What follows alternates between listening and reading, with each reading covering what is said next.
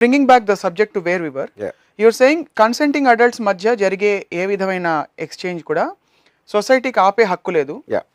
America లాంటి advance దేశంలో కూడా ఎందుకు ఆపుతున్నారంటే అందులో ఆ ఆస్పెక్ట్ కాదు, ఇంకో దృష్టి నుంచి దాన్ని ఆపుతున్నారని చెప్తున్నారు.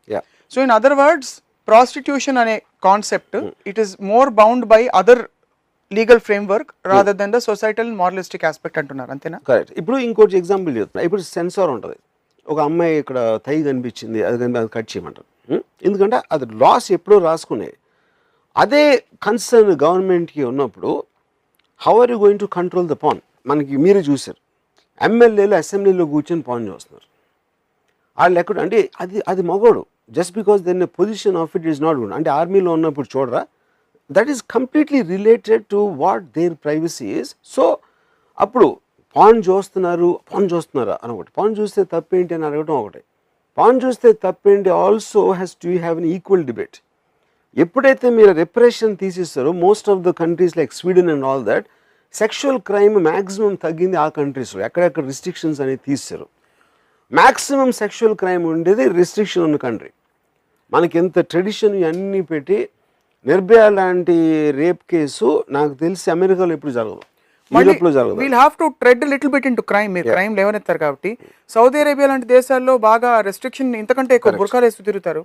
అక్కడ ఇంత జరుగుతుందని సెక్షువల్ క్రైమ్స్ జరుగుతున్నట్టు మనకు తెలియదు కదా. సెక్షువల్ క్రైమ్స్ అక్కడ డెఫినెట్ గా చాలా తక్కువ. ఇక్కడ చిన్న పిల్లలకి సెల్ ఫోన్స్ లో పాన్ చూపించి వేధిస్తూ లైంగికంగా వేధిస్తున్నట్టు హారిఫైయింగ్ స్టోరీస్ బయటకు వస్తున్నాయి. How can we make everything free? But that's what I'm saying. The point, making free is already free. That's what I'm trying to say. It's a global freedom వచ్చేసి no one can stop it అని చెప్తున్నాను. అది free చేయమని అంటలా. దాన్ని ఒక scientific అర్థం అంటే ఇప్పుడు పిల్లలకి ఫస్ట్ నుంచే ఇప్పుడు నాకు I saw a beautiful documentary. It's called porn in the mind. I'm not very sure the name. డాక్యుమెంటరీలో అదేం చెప్పాడంటే, ప్రపోజ్ చేసిన theory, as long as you accept you can't stop porn it's impossible. ప్రతి పిల్లోడికి వాడికి ఉన్న టెక్నాలజీ ఓన్లీ పెరుగుతుంది. ఇప్పుడు ఒక ప్రతి ఒక్కడికి సెల్ ఫోన్ ఉన్నప్పుడు సెల్ ఫోన్లో మీరు ప్రపంచం అంతా చూడొచ్చు, మీరు దేన్ని ఆపలేరు, పాన్ ఒకటే కాదు.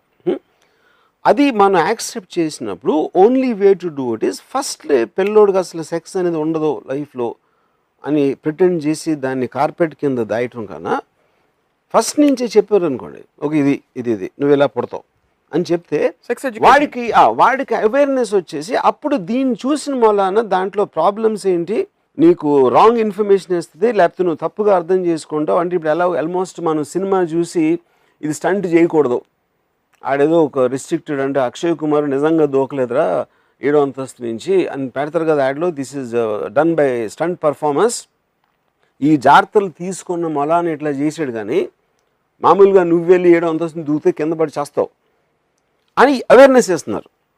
That awareness should come in to the pan. అది అవేర్నెస్. ఇప్పుడు this is a fantasy image, but ఇప్పుడు నువ్వు చేస్తే ఇలా వస్తాను ఓపెన్గా డిబేట్గా మాట్లాడితే వాడికి ఎడ్యుకేషన్ వచ్చి he will take a decision when ever he becomes an adult. కానీ అది లేదు, అలాంటిది ఉండదు మనకు మనం అనుకుని వాడికి తెలియదు అని మనకు మన అబద్ధాలు చెప్పుకుంటే that will create more harm.